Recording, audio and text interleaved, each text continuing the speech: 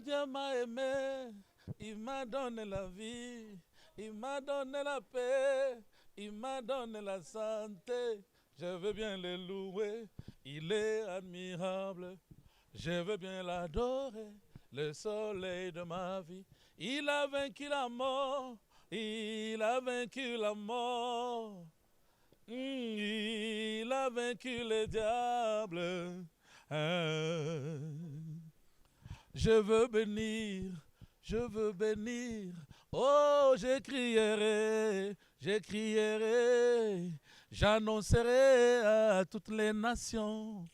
La paix de Jésus-Christ est notre force.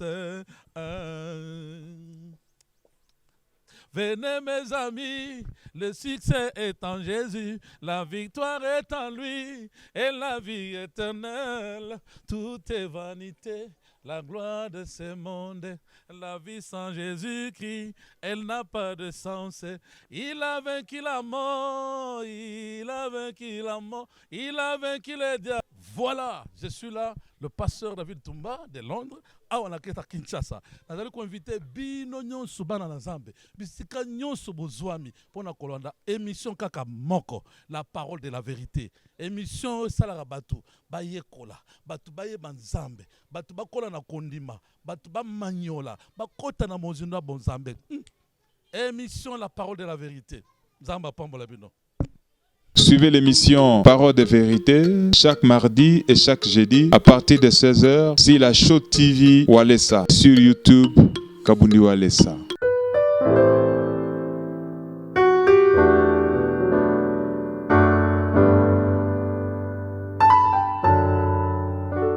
Amis téléspectateurs, nous vous savons très nombreux encore une fois pour être devant vos petits écrans pour suivre cette émission.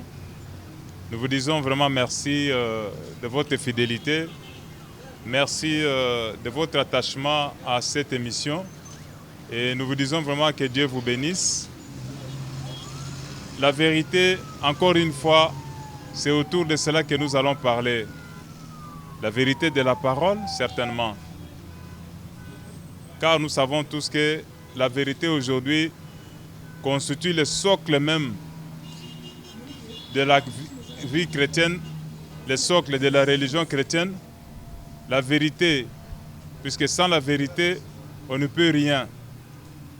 La vérité constitue la base, le socle des enseignements, des prédications dans les églises, dans les temples, dans les synagogues et même dans les mosquées. Partout, c'est la vérité. Notre Seigneur lui-même dit « Je suis le chemin et la vérité ». Donc la vérité demeure aujourd'hui un leitmotiv, une base sur laquelle se repose le fondement de toute forme de religion dans ce monde. Mais quand la vérité devient emprisonnée,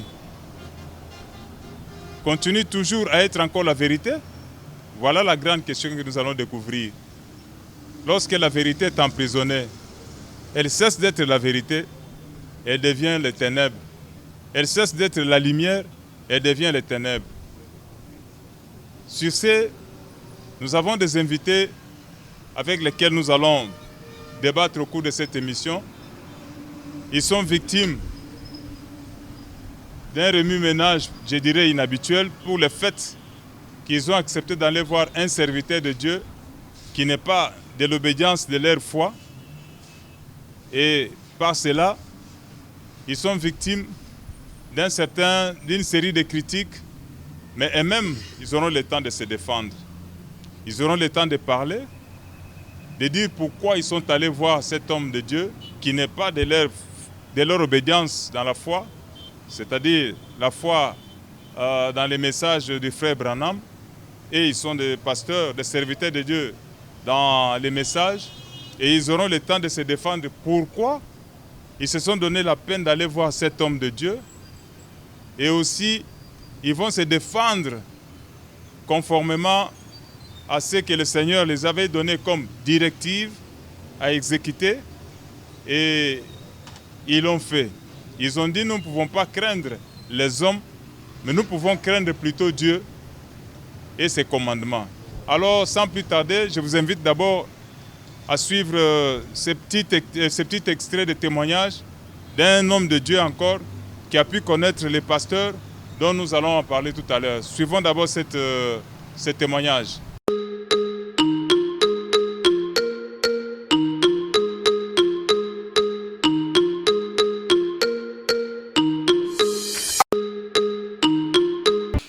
Je me réponds au nom du prophète Gaël Bouissé.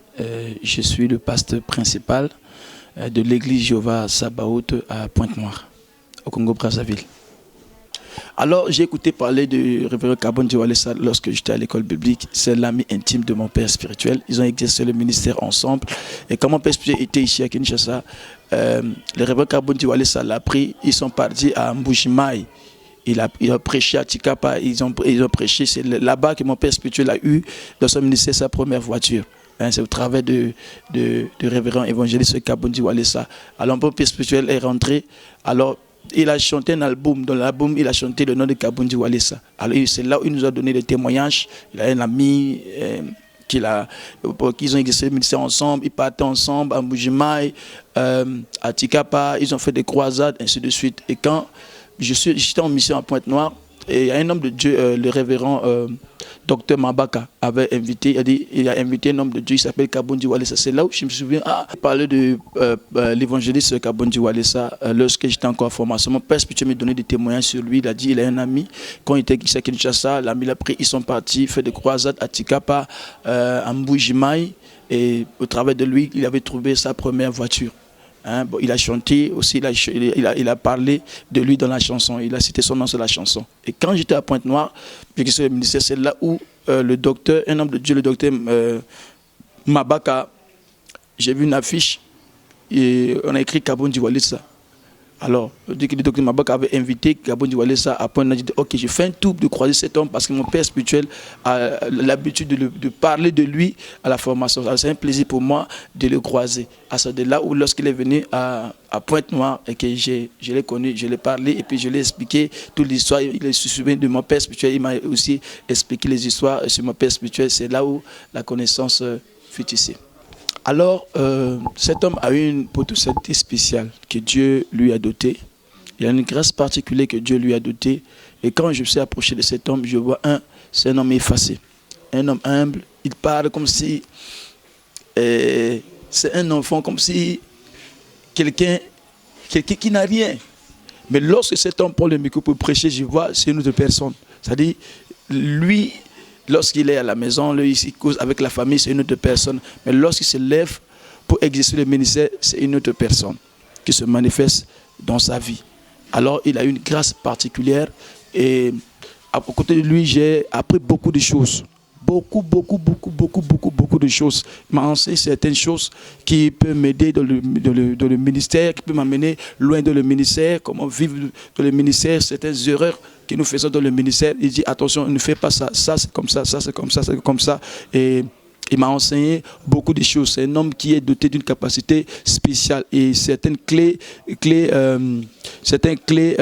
rares de Dieu qui permettent aux hommes de Dieu, qui permettent aux enfants de Dieu d'avoir la perfection, le changement total de la vie, surtout la marche avec Dieu. Beaucoup de choses que nous ignorons. Or, c'est ces choses qui faisaient la force de la vie chrétienne, la force du ministère. Alors, c'est toutes ces bases que cet homme m'a enseigné. Il m'a parlé, chaque fois il me parlait avec moi, c'est là où j'ai compris le secret de son élévation, le secret de sa réussite, le secret de sa grande succès. Et ce que j'ai remarqué, l'apparition de cet homme sur la scène, surtout dans le lieu, dans l'auditoire, il y a une autre atmosphère qui est arrivée. Il a une grâce particulière de la délivrance, c'est-à-dire il a un don puissant de guérison miracle. De guérison miracle. J'ai vu beaucoup des choses qui se passent, les démons sont exposés. Les esprits sont exposés, la source de problèmes des gens sont exposés. Et j'ai écouté des témoignages puissants et forts qui peut affermir la foi de quelqu'un qui ne connaît pas Dieu. Dès qu'il voit cet homme, il voit de la manifestation, de l'exercice de son ministère, il doit croire à Dieu, il doit accepter Dieu en voyant ce que Dieu fait de la vie de cet homme.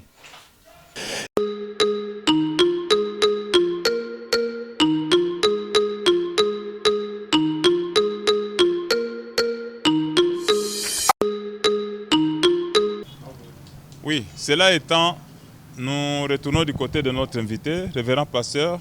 Est-ce que vous pouvez présenter encore, je sais que ce n'est pas la première fois de vous recevoir à travers, au cours de cette émission, mais je voudrais que vous puissiez vous présenter auprès de ceux qui vous écoutent. Merci beaucoup pour m'avoir accordé la parole. Je ne suis pas végétarien ou bien je ne suis pas un nouveau venu à la mission La Parole de la Vérité. Je pense que le bien-aimé qui nous écoute ce matin ou cet après-midi, je peux dire encore shalom au peuple de Dieu. Je m'appelle au nom de Daniel Thiaba Junior. Je suis pasteur au Shalom Tabernacle sur 17e rue, quartier Ndanou, commune à Limete. C'est là où je suis pasteur du Messie du temps de la fin. Je suis devant vous dans cette émission, c'est pour déclarer et pour montrer la vérité qui n'a jamais été faillie. C'est pourquoi nous sommes là devant vous. Nous défendons la vérité, nous parlons de la vérité et nous parlerons toujours de la vérité. Nous défendons la vérité, nous défendons la vérité, nous défendrons toujours la vérité et nous défendons toujours la vérité. Voilà, à ma gauche, il y a encore notre serviteur de Dieu. Il va pouvoir se présenter. Pasteur, vous pouvez présenter? Oui, merci, Papa Para. Moi, c'est le pasteur Joseph Batoubala, qui est ancien aussi dans ce message de Frère Banam, qui a plus de trentaine d'années, qui a reçu cette vérité épaisse que nous allons approfondir dans les jours à venir, ou soit c'est que nous sommes en train de l'approfondir, la vérité de la parole. Merci beaucoup. Je remercie particulièrement aussi le pasteur Walesa, qui nous a donné cet espace pour soutenir aussi l'œuvre missionnaire, soutenir aussi le message de William Branham. Il nous a dit de prêcher le message sans craindre. Il a enlevé aussi les camps. C'est pourquoi que Dieu le bénisse richement pour cet amour qu'il a manifesté. Vous avez dit un mot qui m'a le plus touché tout à l'heure. Là. Vous avez dit, nous remercions Dieu pour avoir connu cette vérité épaisse. Vous allez nous dire vraiment ce que cela signifie, une vérité épaisse. Ça dit beaucoup.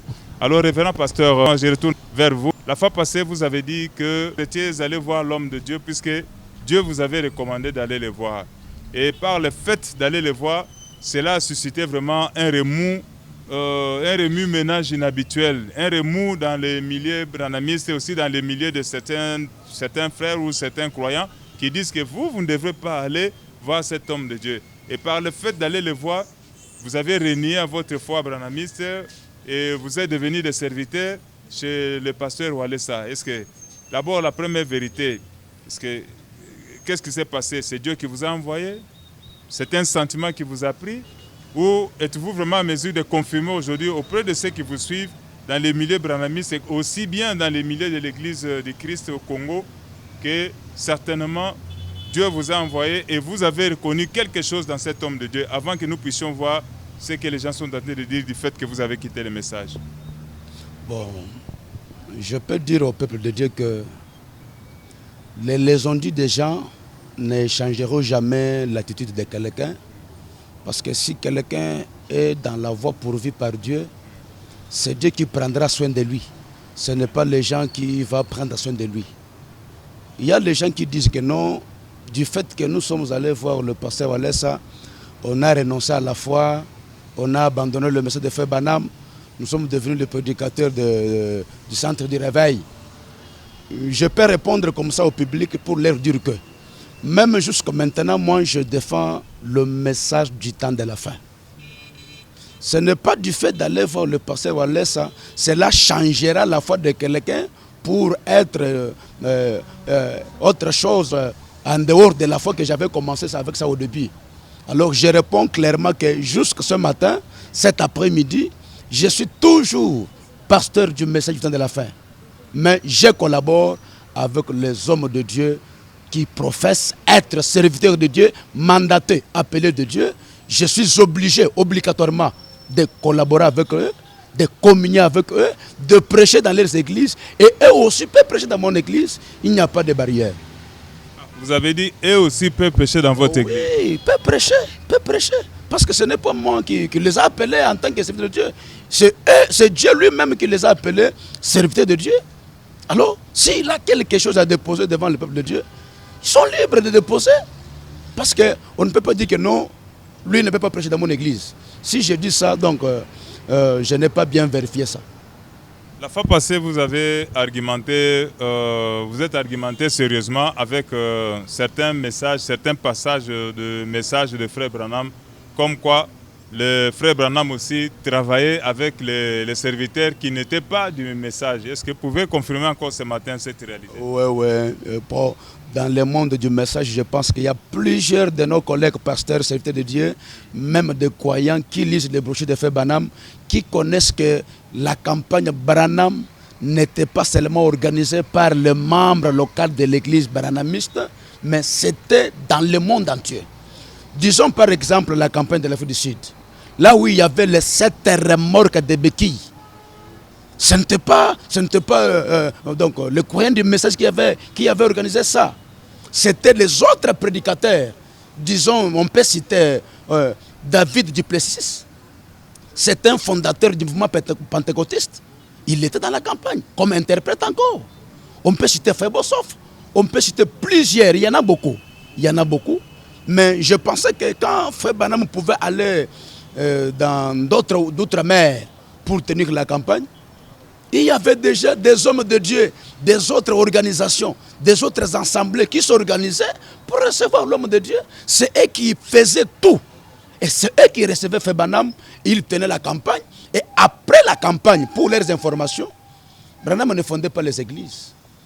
Parce que la mission que Frère Branham a reçue, ce n'était pas de fonder des églises. Il dit que moi, quand je suis venu, ce n'est pas pour appeler les gens qu'ils me suivent, ou bien qu'ils s'attachent à mon organisation, ou bien que je sois vraiment appelé à tirer plusieurs gens derrière moi. Mais Dieu m'a envoyé avec une seule mission, et de rétablir le chemin, la communion intime entre l'homme et son Dieu, de façon que l'homme trouve la possibilité de parler à son Dieu et que son Dieu lui répond.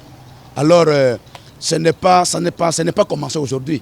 La communion fraternelle, la coopération ministérielle, ça n'a pas commencé aujourd'hui. Ça a commencé longtemps. Avec notre exemple, Frère Branham a coopéré avec tout le monde, sauf rien. Révérend pasteur, vous avez, vous aussi, la fois passée, apporté certains arguments. Vous avez dit combien il était important de lire certains passages du message. Vous les avez lus certainement, dans lesquels les frères Branham aussi collaboraient avec d'autres serviteurs de Dieu. Comme le pasteur Daniel vient de le dire, il y a le frère Duplessis, David Duplessis, qui interprétait le frère Branham dans sa campagne. Mais Duplessis n'était pas, il était le père de, vous avez dit le père? Le fondateur du mouvement pentecôtiste. Le fondateur du mouvement pentecôtiste. Alors je ne sais pas vous aussi, qu'est-ce que vous pouvez dire de cela? Je l'ai dit, je l'enrichis aussi avec une citation de Frère Branham. Oui. Parce que Frère Branham, lui, il considérait toutes les églises. C'est nous qui ont dérouté.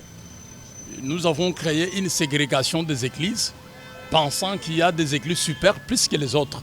Mais ça, sur la vérité de la parole, ça n'existe pas. Toutes les églises sont égaux. Nous sommes tous sur le même pied d'égalité. De la même manière que je considère une église qui est dans la foi du message de Branham, c'est la même manière que je considère aussi une église comme le serait par exemple de Pasteur Wallace. Il y a toujours l'égalité dans toutes les églises. Et ce que je dis, je peux l'enrichir aussi avec une citation de Frère Branham. Frère Branham dit ceci: dans le message, arrive-t-il à Dieu de changer sa pensée au sujet de sa parole? Frère Branham dit: maintenant frère, nous savons que vous venez d'un important groupe de gens. Vous venez de l'armée du salut. C'est un groupe important. L'armée du salut effectue un grand travail dans les rues.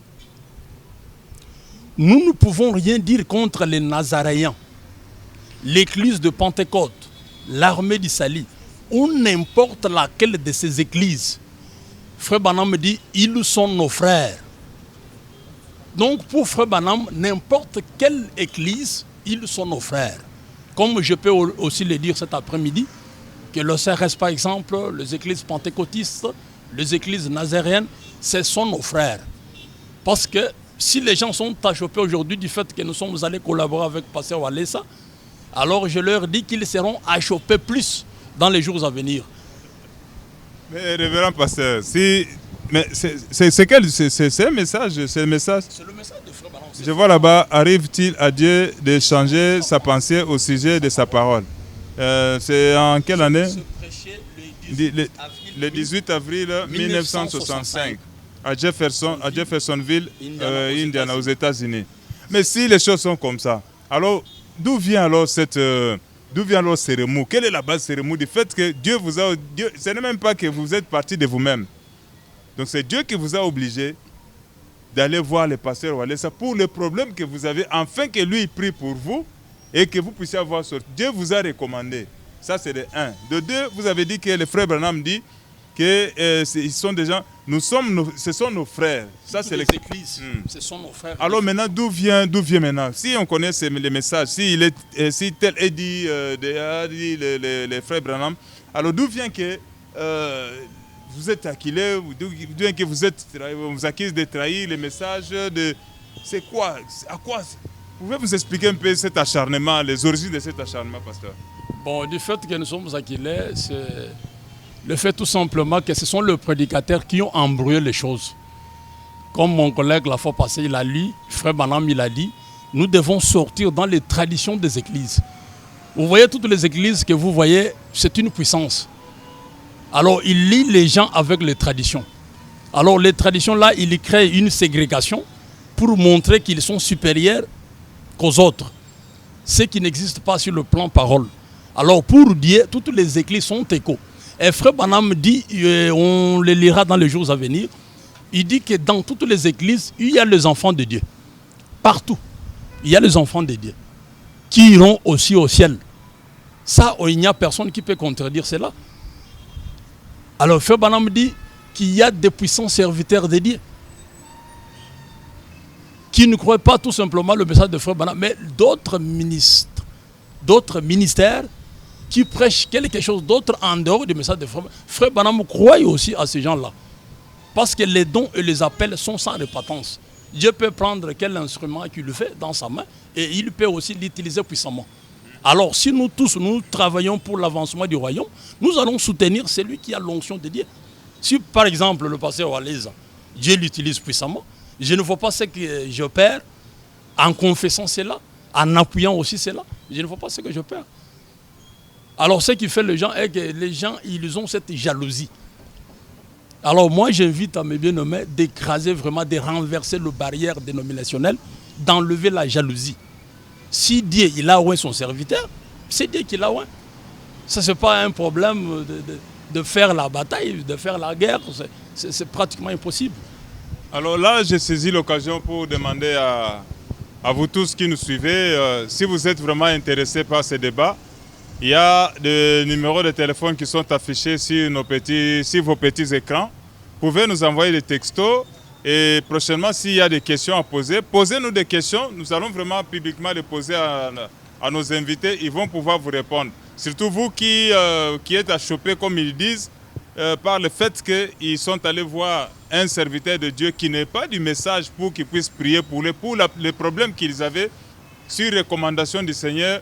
Vous qui résistez, vous qui vous opposez à cette action, à ces gestes, à ces comportements, je pense que l'occasion vous est donnée. Vous envoyez les messages à partir des numéros qui sont affichés sur vos petits écrans et vos questions seront les bienvenues.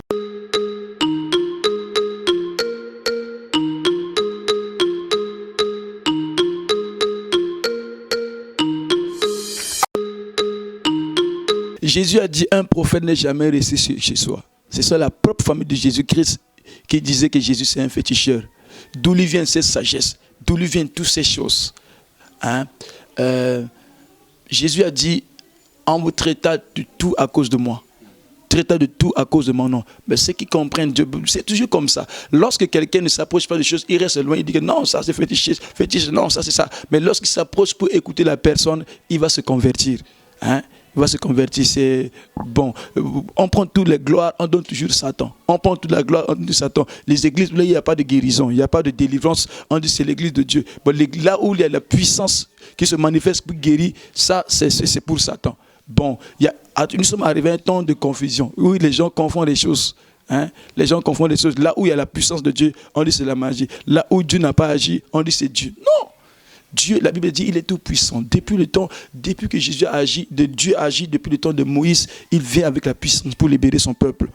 Depuis de Genèse, de l'Ancien Testament jusqu'au Nouveau Testament, Dieu agit toujours avec puissance. La Bible dit, il est le tout-puissant. Alors, toute personne, voilà pourquoi, toute personne que Dieu appelle, la main de Dieu est derrière pour faire des choses extraordinaires. Dieu, c'est un Dieu puissant. C'est un Dieu de démonstration de puissance. Toute personne, le signe de l'appel de Dieu dans la vie de la personne, vous allez voir la main de Dieu. Jésus a dit, voici les miracles qui accompagneront. Mais les miracles, c'est comment? Ce sont des choses éblouissantes, des choses qui bouleversent. Quand tu vois comme ça, tu peux croire. C'est vrai, oui, c'est ça le miracle, c'est ça Jésus. Jésus n'est pas le verbe que nous parlons.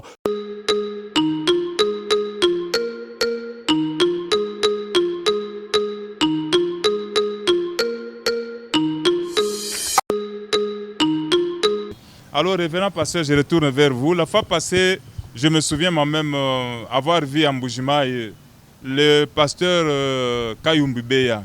Il est le pasteur de Zoé Tabernacle, que je salue d'ailleurs, que Dieu vous bénisse, révérend pasteur. Je l'ai vu dans les églises de réveil, dans les assemblées à Mbujimayi, en train de prêcher dans les églises. Parfois listé parmi... dans les campagnes d'évangélisation, dans les séminaires, son nom peut être figuré là-bas, sa photo aussi. On lui donne même des thèmes qu'il développait. Alors je ne sais pas, lui au moins il a lu le message, il a lu ce que le pasteur vient de lire, ou bien c'est comment pouvez-vous expliquer cela? Bon, il y a ceci. Vous voyez, quand Dieu appelle un homme, si réellement il a l'appel de Dieu, que Dieu lui-même lui a appelé, parce qu'aujourd'hui nous avons des hommes de Dieu, hein, bon, qui sont, disons ça, des parasites. Ce sont un terme là, médical ou bien des hommes parasites. Donc, pour vivre, nous vivons à détriment des autres personnes. Comme nous pouvons dire qu'il y a des vers parasites. Donc, ces vers-là, pour que ça vive, il faut que ce soit dans notre intérieur. Une fois que quelqu'un meurt, donc, et le vers aussi meurt, il y a des hommes comme ça. Il y a des serviteurs comme ça, des parasites. Hein? Alors, il y a ceci. Le pasteur Léonard, vous avez bien ciblé. C'est un puissant prédicateur. Un puissant, je peux le dire comme ça. Mais il collabore plus avec les évangélistes, le pasteur des autres églises que nous appelons dénominationnelles là. Par la collaboration de Léonard Kayumbi avec les autres prédicateurs, il a converti plusieurs prédicateurs des églises de réveil, par la communion et par l'amour qu'il affichait envers eux. Mais s'il allait les haïr, s'il allait bannir la collaboration, s'il allait bannir la communion fraternelle, est-ce qu'il allait gagner ces hommes-là? C'est ce que je peux dire que non. Celui qui a l'or pire n'écraint jamais le testeur. Je peux vous dire ceci. Frère Branham, il est prophète. Il n'était pas pasteur au Branham Tabernacle. Celui qui était pasteur au Branham Tabernacle, c'est Frère Neville. Je pose la question aux prédicateurs du message du temps de la fin. Et je pose aussi la question à ceux qui nous écoutent cet après-midi. Comment Neville est arrivé à croire le message de Frère Branham? Et moi, je vous réponds avec le prophète à l'appui pour vous montrer que nous devons enlever des barrières. Parce que nous disons que, comme une petite histoire, il y avait des canards dans des puits. Et ces canards-là ne trouvaient pas le moyen de sortir pour aller communier avec les autres. Mais quand la pluie était tombée, et des puits étaient inondés avec de l'eau, il n'y avait pas encore de barrière. Vous voyez que quand il y a de l'eau, il y a facilement de se faire les communications avec des canards, parce qu'ils mangent beaucoup. Alors, les barrières étaient bannies. Les deux canards qui étaient dans deux puits différents ont fait la communion. Et si nous disons que nous croyons le message de Frère Branham, nous prêchons, nous professons que la pluie de l'arrière et de la première saison ont tombé ensemble. Mais nous devons enlever des barrières. On doit fréquenter ces gens-là. On doit fréquenter tout le monde dans des églises. Prêcher la parole, communier avec eux. Je peux avoir la vérité, mais à travers moi en tant que l'homme de Dieu, la vérité peut être transmise. Mais si moi j'érige les barrières, non, il est païen, il n'est pas sauvé, il est comme ça. Mais comment la vérité arrivera auprès de lui? Alors je peux lire quelque chose ici. Je pense que je vais lire seulement ça aujourd'hui. C'est une question. Comment Frère Neville est arrivé à croire le message de Frère Branham? C'est Christ est le mystère de Dieu révélé. Christ est le mystère de Dieu révélé. Je lis au paragraphe 78. Le prophète dit: je connais Orman Neville depuis mon enfance. Vous comprenez, papa? Je connais Orman Neville depuis mon enfance. Il n'a pas changé du tout. Il est seulement à rapprocher de Dieu. Mais pour sa nature, pour la figure, pourquoi? Il n'est pas changé. Mais sauf qu'il a fait un pas auprès de Dieu. Il s'est rapproché plus de Dieu. Je me souviens de la première fois que je l'ai vu. C'est Branham qui a vu Orman Neville. La première fois, j'avais été invité à venir sur son estrade méthodiste. Hein? Branham, invité par Neville, un méthodiste.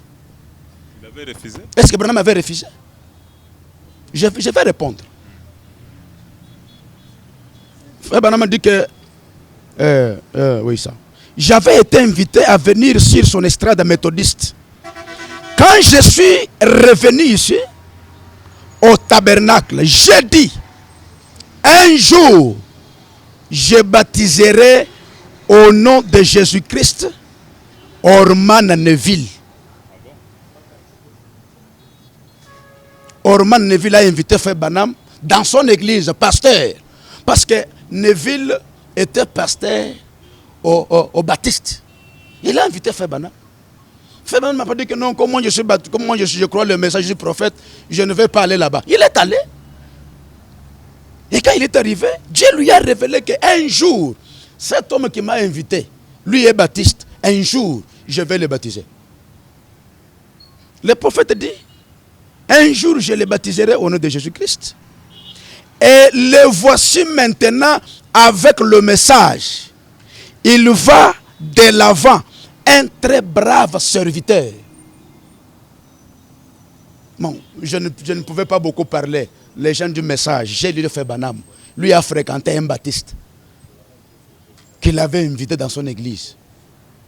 Après son départ là-bas et revenir, il a fait que Neville soit converti et croie le message. Mais s'il avait refusé que non, moi je suis prophète, j'ai le message, je suis un grand homme, je n'irai pas. Quand j'irai, on dirait que non, j'ai fait ça. Est-ce qu'il allait gagner Neville? Vous répondez? Ok, je pense qu'ils vont vous répondre à travers les messages, les CMS qu'ils vont nous envoyer. Donc la question, là-bas, elle est dans votre camp, la question vous est posée. Vous avez les numéros qui sont affichés là-bas sur les bas de vos petits écrans. Vous pouvez nous envoyer des CMS et le pasteur sera disposé à pouvoir vous répondre. Pasteur, je retourne de votre côté. Tout à l'heure, là, j'ai suivi le pasteur Daniel, il a dit les pasteurs qui s'opposent à ce genre de mains d'association avec les autres pasteurs qui ne sont pas de réveil, il dit ils ont les parasites, ce sont des serviteurs de Dieu parasitaires. Et vous avez utilisé l'autre terme, vous avez dit ce sont des serviteurs de Dieu jaloux. Alors je ne sais pas, est-ce que ce n'est pas une guerre que vous ouvrez là-bas? Est-ce que vous êtes sûr vraiment d'affronter cette guerre, cette façon de parler, cette façon d'être un peu dur? Est-ce que c'est par conviction ou c'est par sentiment? Ou pouvez-vous vous expliquer, révérend pasteur? Je pense que la Bible déclare que vous connaîtrez la vérité et la vérité vous affranchira. Je pense que notre mission, c'est la vérité de la parole. Et je pense que nous sommes en train de faire un effort de dire tout simplement la vérité de la parole. Alors, il n'y a personne qui peut favoriser Dieu. Et la nature humaine comprend toujours les choses de Dieu en retard. Je peux parler de quelque chose que Frère Branham nous a dit concernant Jeanne d'Arc. Jeanne d'Arc, Frère Branham dit qu'elle était une prophétesse française. Alors elle fut tuée, elle avait beaucoup d'onction, elle prophétisait, Dieu l'utilisait puissamment. Mais elle fut tuée par l'Église catholique. Mais après 100 ans, l'Église catholique est venue déterrer les os de Jeanne d'Arc et ils se sont repentis d'avoir tué une ointe de Dieu. Alors c'est la même chose, ce sont les esprits qui ne meurent pas et le même esprit-là existe jusqu'à nos jours. Il y a des gens qui disent ah ouais puissamment. Peut-être qu'aujourd'hui on peut être jaloux de témoigner pour eux, mais à la longue je pense qu'ils vont comprendre aussi. Parce que selon Frère Branham, toutes les églises ici, il y a des chrétiens. Maintenant nous, je ne sais pas si cet esprit nous l'avons hérité où, d'haïr nos frères, d'haïr d'autres églises qui ne croient pas de la même manière que nous, mais ça ce n'est pas aussi l'attitude chrétienne. Parce que le Frère Branham que nous avons récit comme prophète, qui nous a apporté ce glorieux message, nous devons suivre aussi le modèle à lui. Lui, il reconnaît que dans toutes les églises, il y a des enfants de Dieu. Dans toutes les églises, ce sont des chrétiens. Toutes les églises, ce sont nos frères. Maintenant, d'où vient la haine pour haïr nos frères qui ne croient pas de la même manière que nous? Alors, c'est le temps maintenant d'écraser, de renverser maintenant le barrière. Et sur ce, je peux aussi ajouter une citation. Comme nous tous, nous sommes croyants de Branham, Branham ajoute encore quelque chose, il dit ceci. C'est toujours dans le même message, arrive-t-il à Dieu. Il dit dans le paragraphe 13, il dit, il y a maintenant ce soir environ 500 millions de chrétiens dans le monde, en comptant les catholiques. Selon Frère Branham, les catholiques, ce sont aussi des chrétiens. Les protestants et tous les autres, ce sont des chrétiens. Alors, comment je peux haïr mon frère qui est chrétien? Je n'ai pas droit vraiment de l'haïr. Je dois l'appuyer, je dois l'embrasser et nous devons aussi aller de l'avant, chemin faisant. C'est ça vraiment l'attitude vraiment des serviteurs de Dieu. C'est ça l'attitude de prédicateurs. Ça doit être vraiment l'attitude des chrétiens aujourd'hui. Nous ne devons pas être divisés. Tout à l'heure, vous avez dit nous devons renverser le mur. Nous devons renverser le mur. Renverser le mur, ce n'est pas facile. Ce n'est pas facile de renverser le mur, puisque renverser le mur, c'est comme renverser un système. Un système déjà établi, voici des années, des décennies même, je dirais. Êtes-vous sûr de renverser à partir de cette émission ou à partir de vos messages ce mur qui a été érigé par d'autres serviteurs de Dieu parasitaires, par d'autres serviteurs de Dieu jaloux, par d'autres serviteurs de Dieu mal inspirés peut-être par le fait de ne pas collaborer avec les autres en disant que les autres églises et d'autres serviteurs de Dieu, ce sont des païens, ce sont des gens qu'il ne faut pas approcher.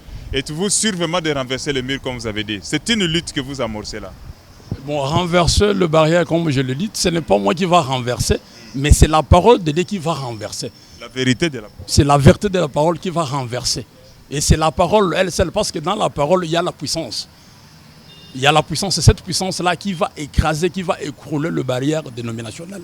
Comme nous venons de le lire, on ne voit pas là où le prophète de Dieu avait créé une ségrégation des églises, disant que ça, ce sont les églises du message, et ça, ce ne sont pas des églises du message. Ça sont des serviteurs qui doivent aller au ciel, et ça sont des serviteurs qui ne sont pas de Dieu. Ça n'existe pas. Ça, c'est nous-mêmes qui avons créé cela. C'est pourquoi Frère Branham me dit que nous devons sortir dans les traditions des églises. Les traditions, c'est quoi? Ce sont les barrières qu'on érige dans les églises. Par exemple, Dieu, il a planifié dans Éphésiens 4. Il a fait les uns comme évangélistes, les uns comme apôtres, les uns comme docteurs. Alors, dans tous ces ministères, il y a une particularité d'onction. Alors, vous pouvez voir quelqu'un, Dieu peut l'utiliser puissamment avec les dons de guérison divine. Alors, si je crois qu'il travaille pour l'avancement du royaume, je dois aussi aller l'appuyer. Si par exemple j'ai un problème qui me dérange, même un problème dans mon foyer, je peux aussi aller le consulter.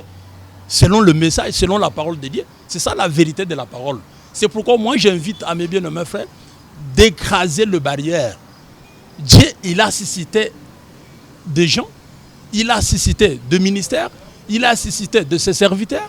Alors si vous voyez que vous avez un problème par exemple qui vous dérange et qu'il y a aussi un talent quelque part, un homme qui dit ah ouais, il a un ministère par exemple de la guérison divine par exemple, il a un ministère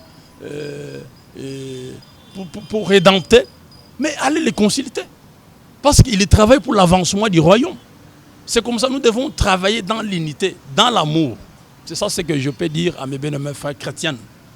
Merci révérend, nous tendons vers la fin de cette émission. Révérend pasteur, je ne sais pas quel message vous pouvez dire à tous ceux qui vous suivent maintenant, après vous avoir écouté. Quel message avez-vous vraiment à l'égard de tous ceux qui vous suivent maintenant? Puisque le pasteur a dit nous devons renverser les murs. Renverser les murs, c'est une lutte que vous amorcez. Il a dit cette lutte, ce ne sera pas une lutte physique, mais ça sera une lutte spirituelle. C'est la vérité de la parole qui va renverser. Je ne sais pas qu'est-ce que vous pouvez dire en conclusion. Bon, en conclusion, si je peux ajouter une idée à celle que mon collègue vient de dire, ce n'est pas nous qui va renverser la barrière, mais c'est la vérité de la parole qui va renverser la barrière. Pourquoi? Même dans nos églises, quand nous proclamons la vérité, ce n'est pas tous les laïcs qui disent amen à cela. Il y a les autres qui s'opposent, mais ils sont toujours là. Parce que nous avons 3 sortes de croyants. On prêche la vérité, ils sont là, ils s'opposent. Ah non, moi je ne crois pas ça. Mais ils sont toujours là. Ils sont là. Alors, mais fin de compte, c'est la parole qui va montrer leur couleur. Comme la couleur de Judas s'était montrée à la fin de la marche. Il se disait apôtre, apôtre, apôtre, apôtre, jusqu'à avant que les coqs chantent, on a connu la couleur de Judas. C'est la parole qui va renverser le mur. Nous proclamons la vérité, nous répétons le message de Frère Branham aux gens pour leur dire que nous devons être en communion, coopérer avec tous les prédicateurs de Dieu, rentrons dans la communion du vin. Soyons collés, aimons-nous les uns et les autres, fraternisons avec la parole et reconnaissons aussi la grâce que Dieu a fait aux autres personnes. Merci. Merci beaucoup, révérend pasteur. Reconnaissons aussi la grâce que Dieu a fait aux autres personnes. Je ne sais pas, pasteur, nous sommes arrivés malheureusement à la fin de cette émission. Quel est le mot quel message pouvez-vous lancer ou dire à l'égard de ceux qui vous suivent à cet instant? Tous ceux-là qui s'opposaient, tous ceux-là qui constituaient un mur, tous ceux-là qui n'avaient pas tendance, qui n'avaient pas vraiment la grâce de croire, de reconnaître la grâce des autres que Dieu a placée dans d'autres serviteurs de Dieu. Alors, ce que je peux dire à mes bien-aimés frères qui nous suivent en ce moment est que nous devons d'abord enlever cet esprit de la supériorité. Parce que c'est ça ce qui nous a beaucoup déroutés. De penser qu'on est supérieur aux autres, de penser qu'on est une église supérieure aux autres. Mais ça n'existe pas. Il n'y a pas une église qui est supérieure à l'autre église. Toutes les églises sont égaux. Et Dieu travaille avec les gens de la même manière. Alors, ce que je peux dire à mes bien-aimés frères est que nous puissions vraiment écraser, renverser vraiment cet esprit de la supériorité. Parce que cet esprit, frère Branham dit que c'est un esprit diabolique. C'est le diable qui avait eu cet esprit-là au ciel. Il s'est vu supérieur à d'autres anges et Dieu l'a précipité sur la terre. Alors, nous devons être humbles. C'est ça l'esprit qu'avait notre Seigneur Jésus-Christ. Il était humble, il travaillait aussi au profit des autres. C'est ça ce que je peux dire à mes bien-aimés frères et sœurs, qu'ils puissent vraiment nous suivre, qu'ils puissent aussi nous soutenir afin de renverser vraiment ces barrières dénominationnelles. Merci beaucoup, révérend pasteur. Merci à vous deux qui avez accepté de répondre à cette invitation. Merci aussi à vous qui avez suivi cette émission. La balle est dans votre camp. Les serviteurs de Dieu, ils ont parlé, nos invités, ils ont parlé. Malheureusement, les minutes sont allées un peu plus vite. Le débat est devenu assez intéressant. Mais nous allons continuer encore une fois dans les émissions prochaines. Là-dessus, nous terminons cette émission en saluant tous ceux qui, de près ou de loin, ont pu contribuer pour la réussite de cette émission. Nous saluons aussi, sans oublier le commandant du Souciat Première Rue, le commandant, le commissaire Kassonga, que Dieu le bénisse. Que Dieu bénisse aussi Papa Walesa, son épouse Maman Angèle. Que Dieu bénisse tous les enfants de centre de réveil. Que Dieu bénisse aussi tous les enfants de Tabernacle. Shalom Tabernacle. Que Dieu le bénisse. Vraiment, que Dieu vous bénisse également. Et nous sommes reconnaissants si nous sommes arrivés à votre maison. C'est grâce à la caméra où se tenait notre bien-aimé, le frère Roch. Que Dieu les bénisse également pour ce sacrifice qu'il ne cesse de faire. Que Dieu bénisse notre réalisateur Papa Léon. Voilà ça, que Dieu les bénisse. Et merci à vous tous. Une fois encore, que Dieu vous bénisse.